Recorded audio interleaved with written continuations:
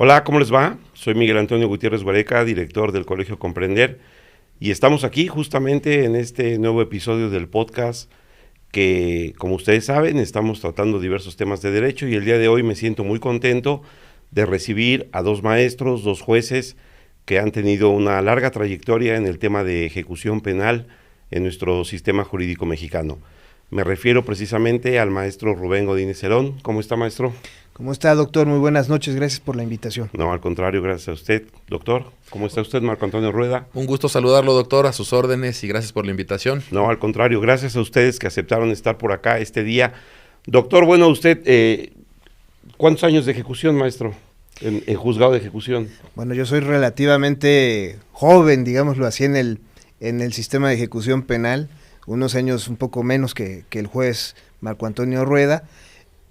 Yo fui designado en el 2015 como juez, no había en aquel entonces todavía juzgados disponibles de ejecución penal, me mandan al sistema tradicional, ahí estoy 2 años y a partir del 2017 ya es cuando está esta transición al sistema de ejecución penal, entonces estaremos hablando poco más de 8 años. Muy bien, pues así es. Buen tiempo. ¿Y usted, doctor?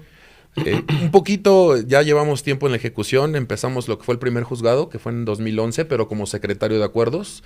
Correcto. Y después de esto también fui designado juez en 2015, pero sí con adscripción a juez de ejecución, ya bajo el nuevo modelo de sistema procesal acusatorio. Entonces ya llevamos ahí como juez 10 años en esta actividad. Perfecto, pues gran experiencia, ¿no?, en estos años. Así es. Y rápidamente, maestro, cuénteme un poquito de la ley que es la vigente, quién la hizo, de dónde viene. ¿Qué tenemos que saber? Digo, las personas, este espacio lo escuchan de pronto abogados, estudiantes. ¿Qué tendrían que saber de esta ley? Bueno, en primer lugar, que creo yo es una ley muy innovadora, una ley joven, digámoslo así, es el último ordenamiento que se publica a nivel nacional, es del 16 de junio, me parece, del 2016, este ordenamiento. Trae muchas cuestiones innovadoras para aquellas personas que están privadas de la libertad, no solamente por producto de una prisión preventiva, sino también hablando de personas que son sentenciadas. Vamos a ver figuras humanitarias que se contienen dentro de este mismo ordenamiento, como la sustitución de la pena, como los permisos humanitarios, como la preliberación por política penitenciaria, ciertas formas de despresurizar, diría yo, el sistema de ejecución penal para aquellas personas que están en reclusión, como los beneficios preliberacionales, veremos traslados, veremos los procedimientos administrativos que se contienen dentro de este ordenamiento jurídico, pero no solamente son cuestiones innovadoras para las personas que están privadas de la libertad, sino yo también lo diría que hay un rubro muy importante del que incluso ha hablado el doctor Marco Antonio Rueda, que es las víctimas enfocado a la reparación del daño por la comisión de un delito, cómo llevar a cabo este pago de la reparación del daño e incluso cuantificarlo si es que no se dejó a salvo este derecho para hacerlo en la vía de ejecución penal. Sí, porque es como un tema, ¿no, doctor? Estando en juicio y ve uno la acusación y hay pruebas para la reparación del daño, sin embargo, cuando se dicta la sentencia dicen, háganlo en ejecución, y hasta donde entiendo hay ahí como una controversia, ¿no, doctor? ¿Qué pasa aquí? Sí, correcto, doctor. En efecto, la ley nacional ya prevé una serie de mecanismos que tutelan derechos no solo de las personas sentenciadas, sino también de quien fue víctima de esos delitos. Fíjese que antes de la reforma, antes de la ley nacional, antes del Código Nacional, existían por ahí criterios que decían, si al momento en que el juez dicta sentencia no tienes la información para determinar en un líquido el dinero que se debe pagar, entonces tendrías que absolver o en todo caso la víctima quedaba ya con su daño reparado, ¿no? Sin reparar. En ese sentido, cuando viene la reforma constitucional, uno de los fines es ahora vamos a reparar el daño, que todo esto que estamos organizando del sistema acusatorio pues tenga un propósito y la víctima tiene que ser resarcida. Resulta precisamente que en la ley nacional ahora se prevé expresamente y articulado que permite que cuando el juez en sentencia no tiene elementos suficientes para determinar una cantidad en líquido, pero sí advertir que hay un daño que reparar, pues condene de manera genérica, el Código Nacional en el 406 también ya lo permite, y que en etapa de ejecución la víctima pues pueda llevarle la información al juez de ejecución y decirle: aquí están mis facturas, aquí están mis notas, aquí están los dictámenes que acreditan esa afectación que tuve, y como consecuencia de ello, juez de ejecución determina el monto. Y si me permite comentarle, doctor, sería importante precisar, no es para que el juez de ejecución condene, es para que el juez cuantifique. Correcto. La condena corresponde a la sentencia, pero esta herramienta es bastante útil. En la práctica, señor juez Rubén, seguramente le ha tocado bastantes casos en donde nosotros somos la herramienta procesal y jurisdiccional que resuelve este tipo de temas. Es decir, si no viene esto sentenciado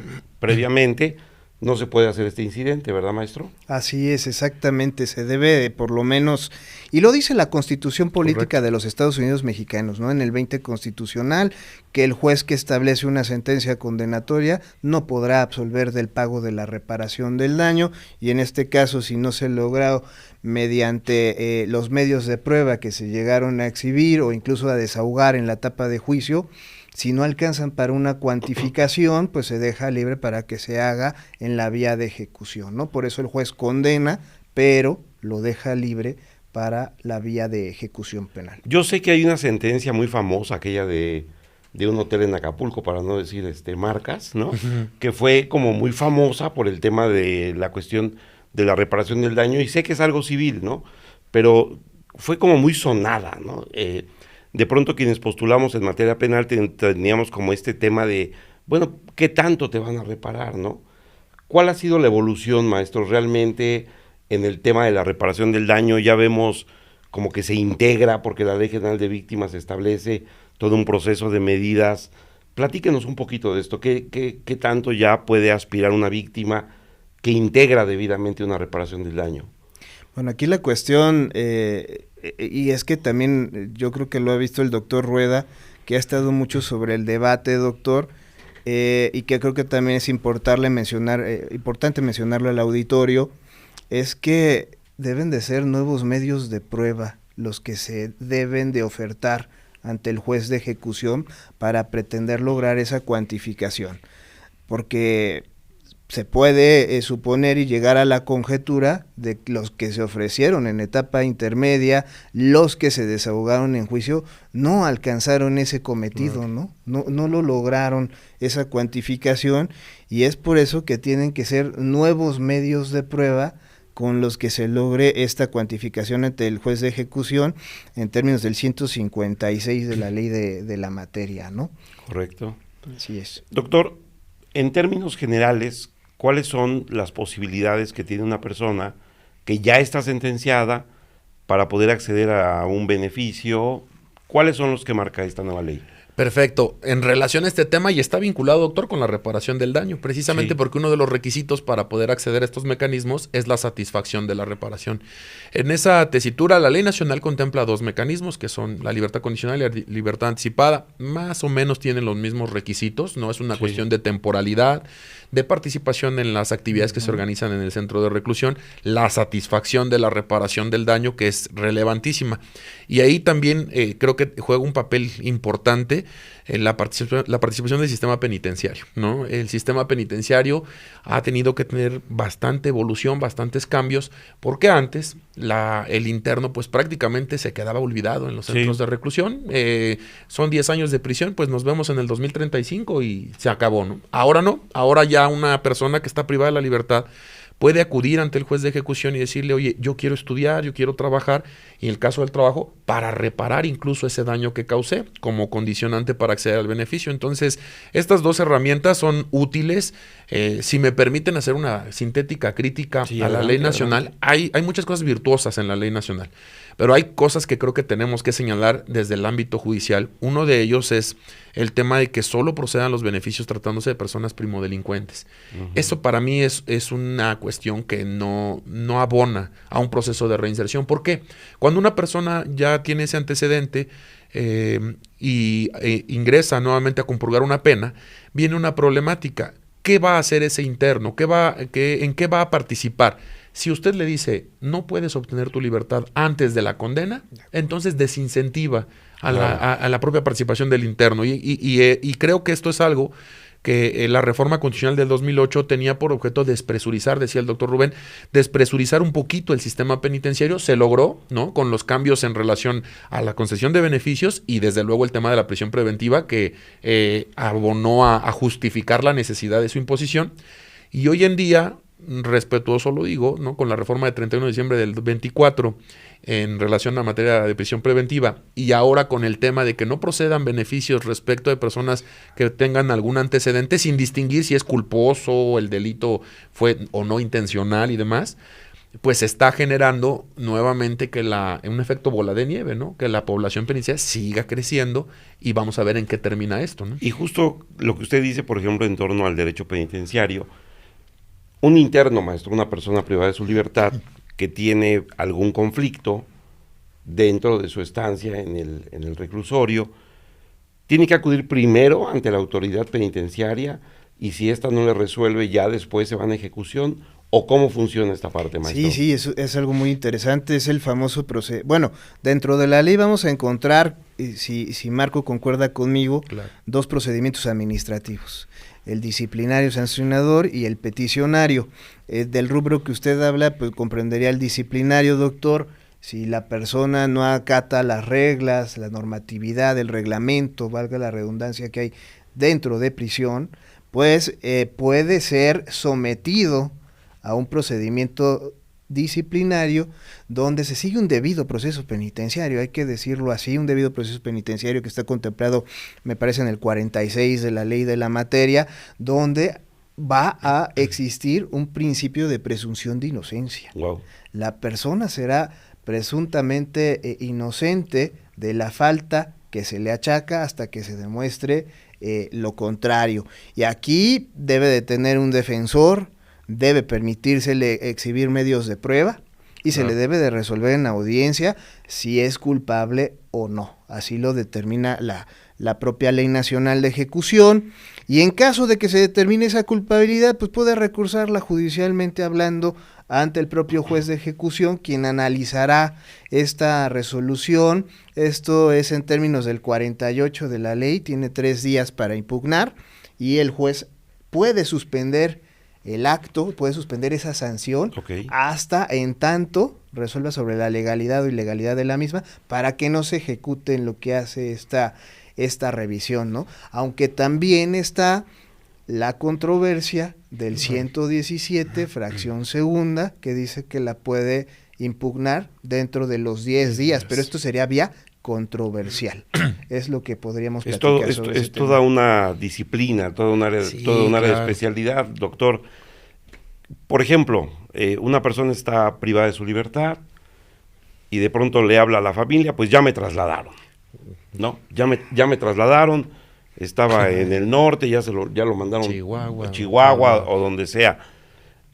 Con esa experiencia, a mi abogado me pasa un asunto de estos. ¿Qué tiene que hacer el abogado, doctor? Pues mucho. Estudiar, ¿no? Prepararse, en efecto, pues a través de primero, especialización, ¿no? Sí. Antes la ejecución era... Leer el libro de ejecución, ¿no? De entrada, ¿no? De entrada, sí, correcto. Fíjese que hace poco precisamente un compañero juez, una pequeña plática en el Poder Judicial, y decía que hasta hace poco la ejecución, bueno, no sé si hasta hace poco sigue siendo, era el patito feo del proceso penal en general. Y esto ha cambiado de manera exponencial. De entrada, en la atención del número de juzgadores que se necesitan para conocer de la materia, yo le diría que es prácticamente 2-1. ¿Por qué? Pues una sentencia se resuelve en un proceso ágil, digámoslo así, en 1 año, en 2 años, ¿no? Siendo positivos. Pero la sentencia y la ejecución de la misma puede durar hasta 70 años, ¿no? Entonces, eso implica, repito, cargas de trabajo excesivas. No obstante, yo, como usted bien comenta, el abogado tiene muchas herramientas, pero las debe de conocer. Y ahorita que usted mencionaba, ¿qué hacer, por ejemplo, si se agota primero el trámite ante un centro penitenciario y después ante el juez de ejecución? Me gustaría comentar, por ejemplo, que ya el Poder Judicial de la Federación en jurisprudencia nos ha dicho prácticamente que solo hay un supuesto que permite combatir los actos de los centros, por ejemplo, el tema del traslado, el único caso que se puede combatir brincándose las herramientas procesales de ley nacional es el tema de la negativa de un beneficio preliberacional. Okay. Fuera de ese supuesto, tenemos que agotar principio de definitividad. Entonces, hablando de un traslado, ya le marca a su cliente y está en Chihuahua, pues desde luego ya no puede combatir. Esa es una facultad que tiene el sistema penitenciario, hacer en supuestos de excepción el traslado de un reo hacia otro penal, fuera incluso de la entidad federativa en la que se encuentra, por la seguridad o por la gravedad, ¿no? Correcto, por la seguridad del interno, del propio centro de reclusión, o porque se trate, aquí también ya sabe, permea el sistema de excepción, la delincuencia organizada, ¿no? Entonces, en esos supuestos, la única manera de combatir, bueno, entra un procedimiento para calificar por parte de la autoridad judicial si fue correcto o no, ¿no? La ley marca que la autoridad debe notificarle a la persona y al juez dentro de las 24 horas si se pronuncie sobre la legalidad de ese traslado, si se acredita el supuesto de excepción. Y el juez tendrá 48 horas para pronunciarse. En caso de que no lo haga, pues bueno, ya vendrá un segundo momento en el que el abogado puede hacer una controversia de procedimiento jurisdiccional, combatirla, agotar el sistema recursivo y en última instancia, pues dando ahí el tip para los que nos escuchan, no solo es agotar el sistema judicial ante la autoridad que originalmente conocía de ese traslado, sino que ahora también tiene acción legal ante el juez de Chihuahua, para pedirle al juez de Chihuahua, ¿sabes qué? Regrésalo a la Ciudad de México. Y no pasa nada, pueden existir decisiones, pues no contradictorias porque son momentos diferentes, pero un juez el día de hoy puede decirle, lo traslado, autorizo el traslado, y a lo mejor en un mes el juez que recibió del órgano receptor puede decir, va de regreso a la persona privada de la libertad, ¿no? Ok. Y hablando de estos temas, maestro, ¿cómo mira usted a los defensores en audiencia? Híjole, está tocando usted un tema bastante... Bueno, y me incluyo ahí. Bastante sensible al respecto. Tristemente, creo que en una opinión personal tengo que reconocer que no hay muchos defensores, por lo menos privados, que se especialicen en ejecución penal.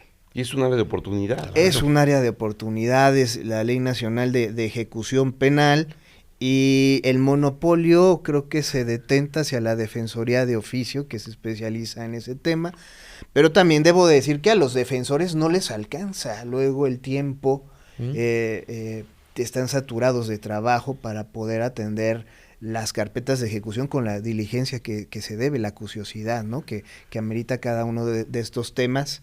Y yo le he platicado ya con el doctor Rueda en otras ocasiones, y hemos llegado a esa conclusión. Marco lo ha dicho, hay muy poca bibliografía, por ejemplo, en ejecución penal, pero yo también lo decía, hay muy pocos criterios de la autoridad federal también establecidos en ejecución penal, porque los abogados se centran, doctor, en obtener una absolutoria o un procedimiento abreviado, una salida alterna, en donde la persona pueda tal vez hasta compurgar esa pena en libertad, claro, y que se conceda unos sustitutivos o una suspensión condicional o condena condicional. Y lamentablemente cuando no se logra esto y es sentencia condenatoria y la persona se va a compurgar X años de prisión sin derecho a la libertad por el momento, pues ya no lo ven como un área de oportunidades, ¿no? Ya no explotan los mecanismos, los recursos que tienen al alcance, y eso se refleja, reitero, en los pocos criterios, interpretaciones diversas que hay sobre los ordenamientos en la ley nacional. Tristemente creo que hemos visto que los ministros de la Corte, porque así lo tengo que decir, bueno, los que ahora, hasta hace poco eran ministros, ¿no?, de la Corte, confundían beneficios preliberacionales con figuras alternas como los sustitutivos o la suspensión condicional.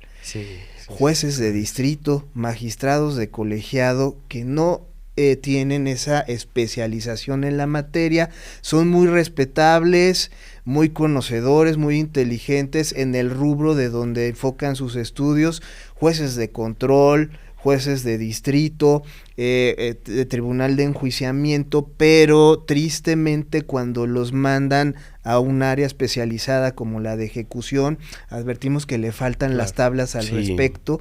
Tristemente lo tengo que decir, pero ser muy claro al respecto, y pues también los abogados ya no les interesa. Si una persona está en prisión, pues ya no tiene para pagarme, ¿no? Ya la familia ya no va a tener para pagarme. Los olvidados, diría Buñuel, ¿no? Son los olvidados, y es por eso que hay veces que en audiencias lo sacan algunos compañeros o compañeras jueces. Ok, y precisamente esto que menciona el maestro Rubén, doctor, ¿tendrá que ver con que no se entiende la naturaleza de lo que es la ejecución?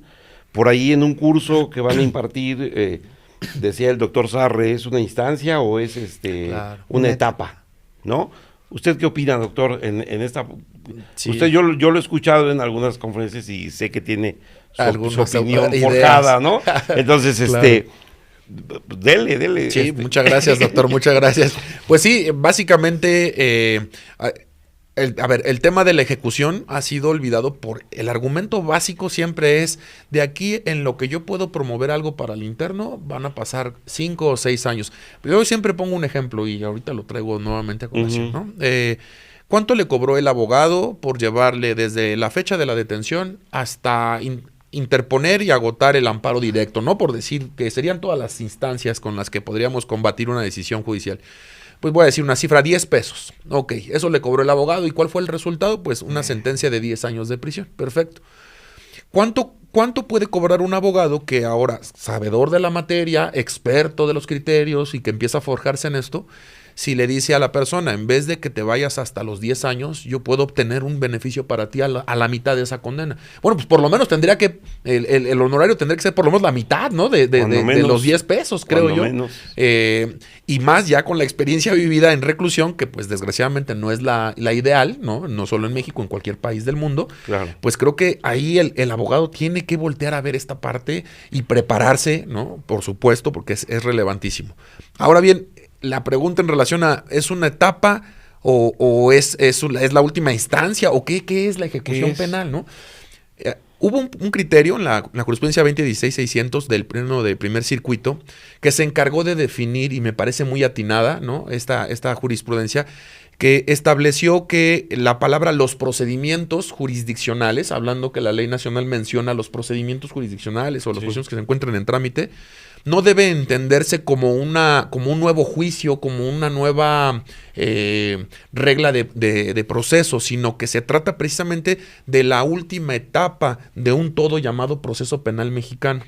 Y ese proceso penal mexicano tiene por efecto la investigación, el desarrollo o proceso formalmente impuesto y la sentencia, pero además la etapa ejecutiva. Entonces, para mí, ¿no? En mi criterio, mi punto de vista muy humilde, ¿no? Es que es una etapa de un todo.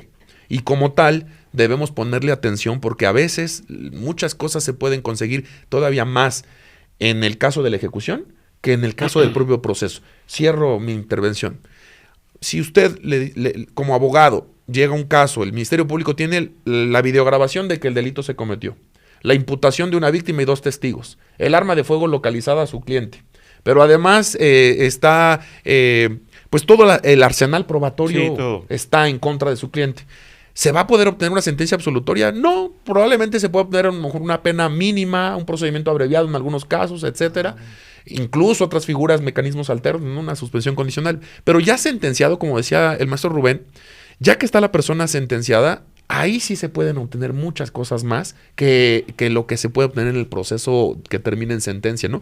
Una sustitución temporal de las penas por alguna de las condiciones que establece el 144, un beneficio preliberacional y demás. Y esa parte, pues a los abogados sí desgraciadamente no les ha llamado tanto la atención porque, pues repito, es un área poco explorada, hay poca bibliografía y por suerte en podcasts como los de ustedes, pues se empieza a dar a notar esta área de oportunidad para pues los a visibilizar, ¿no? Correcto. O sea, porque realmente hay derechos humanos que están en juego de todas estas personas que se encuentran privadas de su libertad, algunos ya sentenciados, algunos todavía en proceso, ¿verdad, maestro? ¿Esta ley abarca a ambas personas? Sí, la Ley Nacional de Ejecución Penal abarca tanto a procesados, privados de la libertad, oficiosamente o justificadamente hablando, a sentenciados también, pero también a aquellos que están en libertad, ¿no? También hay supuestos de aquellas personas que están en libertad, puede ser que incluso para la reconducción del cumplimiento de de la sentencia hay figuras donde se les puede reconducir en términos del 102, por ejemplo. ¿Pero qué es reconducir, maestro, para las personas? Vamos a poner el ejemplo, una persona está en libertad, un supuesto del 102, una persona está en libertad, se le sigue el proceso en libertad, evidentemente estaba sujeto a una medida cautelar diversa a la prisión preventiva, se le dicta sentencia condenatoria en libertad, pero no tiene derecho a ninguna figura alterna de cumplimiento de la pena. Entonces, en este sentido, el juez puede ordenar su reaprehensión de esta persona para que dé cumplimiento a la sentencia, pero puede ser también que tiene derecho a compurgar esta pena en libertad, pero no ha acudido ante el juez a decir cómo la va a cumplir. Si se va a acoger alguna de estas figuras alternas, pues el juez puede girar un orden de aprehensión o reaprehensión, dependiendo de la naturaleza, el estatus jurídico de esta persona, y llamarlo ante su presencia mediante esta orden de captura, y ahí expresar me voy a acoger a estas figuras o voy a compurgar en internamiento, pero también la revocación de estas figuras cuando ya se ha acogido y está en libertad, no cumple con sus obligaciones procesales. En fin, hay diversas formas. Yo creo que ahí podríamos expresar que no solo abarca para los privados de la libertad, pero sí está más incisivamente dirigida a ellos. Claro. Y de todo esto que dice el maestro Rubén, doctor Rueda, ¿qué hace un juez de ejecución? Es decir, yo sé, digamos, atendiendo a la naturaleza de la ley, garantista, derechos humanos y todo esto, se entiende que un juez de ejecución pudiera entrar incluso, ¿no?, al reclusorio. ¿Hasta dónde llegan estas facultades, maestro? Sí, por supuesto, doctor. Fíjate, doctor, que hay básicamente dos funciones que tiene el juez de ejecución. La primera es que lo que el juez de sentencia en procedimiento abreviado o en juicio resolvió, se ejecuta en los términos en que se ordenó, ¿no? Si estableció prisión de 5 años, que se cumplan esos 5 años, como decía el juez Rubén, a través de una reconducción o demás. Si condenó a la multa, que la multa se pague. Si se condenó a la reparación del daño, cobrar la reparación del daño, es ejecutar el fallo. Esa es la primera gran competencia que tiene el juez de ejecución. La segunda deriva precisamente a partir de la ley nacional de la que se hablaba hace unos momentos, que es verificar la tutela de los derechos humanos de todo aquel que está privado de la libertad, ya sea en proceso o en ejecución de sentencia. Ahí hay un debate que, bueno, ya habrá otro momento para abordarlo, ¿no? Sobre si el juez de ejecución debe intervenir en prisión preventiva. Bueno, ya habrá otro momento, pero son básicamente esas dos grandes competencias las que tiene. Sobre el tema de la visita, fíjese, es un tema muy interesante. En España se le llama al juez de ejecución juez de vigilancia penitenciaria, y esto implica que de manera periódica se lleven a cabo visitas por parte de los jueces para revisar las condiciones del internamiento. Hoy en día, no sé si el juez Rubén tenga noticia, pero casi no ocurre, primero porque no hay una facultad expresa en ley que nos permita realizarlo. Está más orientada a las organizaciones de derechos humanos, a la propia Comisión de Derechos Humanos, llevarlo a cabo, pero ahí está el área de oportunidad, ¿no? Me parece que si hay una reforma que tiene que atender la ley nacional, de entrada hay varias cosas, pero una de estas es dotarle al juez de facultades para ingresar, y no con programa, ¿no? No avisando qué día voy a estar, sino pues hoy tengo ganas de revisar las condiciones de internamiento de los reos y ¿sabes qué? Me presento al centro, vengo con el secretario para dar fe de lo que está pasando y eventualmente adoptar medidas para pues mejorar esas condiciones de internamiento. Es una área de oportunidad muy importante. ¿Quién sabe qué consecuencias pudiera traer, verdad? Sí, claro. Esas acciones. Maestro, para ir terminando esta plática que es muy interesante, una persona viene con usted, ya lleva un tiempo privado de su libertad, cumpliendo una sentencia, tiene que llevar a cabo actividades dentro de lo que es su reclusión. Platíquenos un poquito de esto, este plan que tiene que llevar a cabo, lo tiene que acreditar ante usted como juez para poderle dar algún beneficio. ¿Cómo funciona, maestro?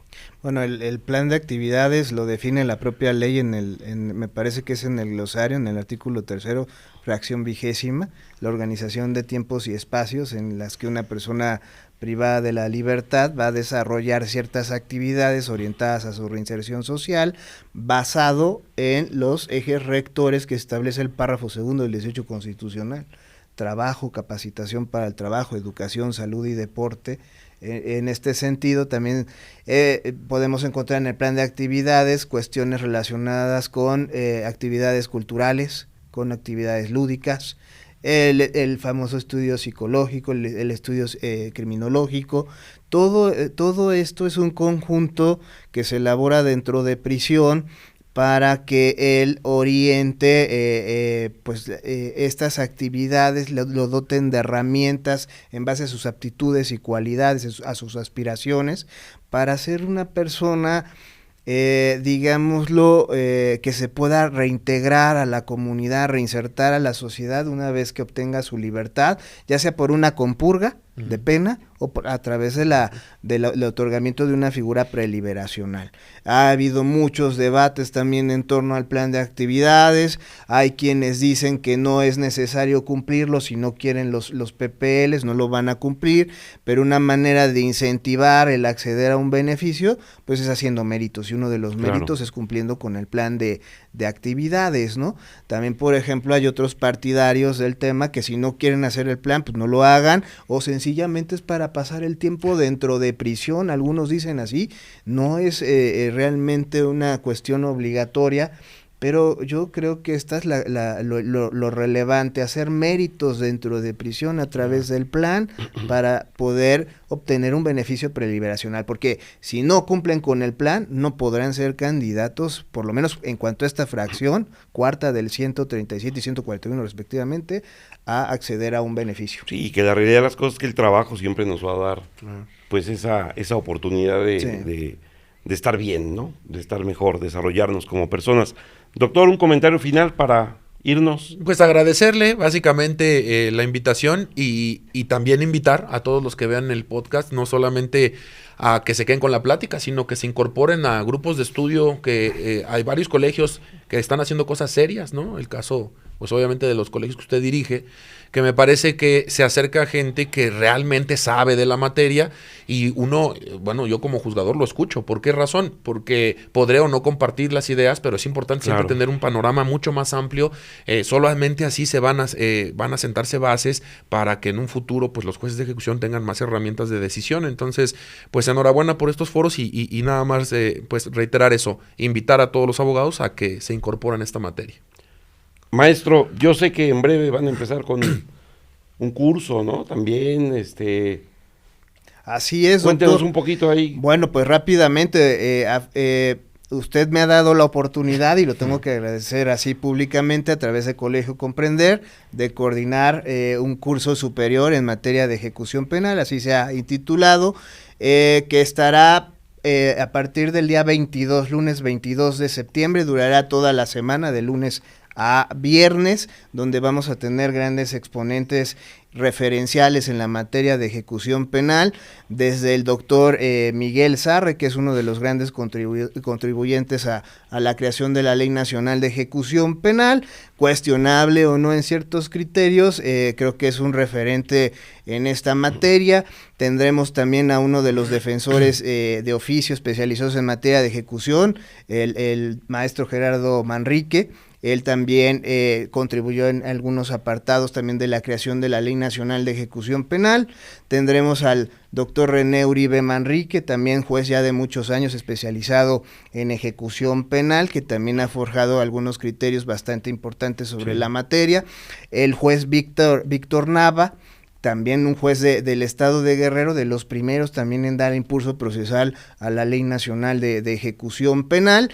Y finalmente tenemos a el doctor Edgar Ramírez Bolaños, fiscal de ejecución en Ciudad de México. Cabe mencionar que en Ciudad de México es la fiscalía que tiene un área especializada en ejecución penal, tiene ministerios públicos especializados en ejecución penal, y él nos hablará del enfoque de la función del Ministerio Público en esta etapa del procedimiento penal. Pues ahí estaremos pendientes para este curso, para escucharlo, aprender de estos expertos, y pues solamente me queda más que agradecer a todo nuestro auditorio, a todos los colegas que nos escuchan de nuestro querido Colegio Comprender, y recuerden, soy Miguel Antonio Gutiérrez Guareca, y en Comprender eres lo que haces.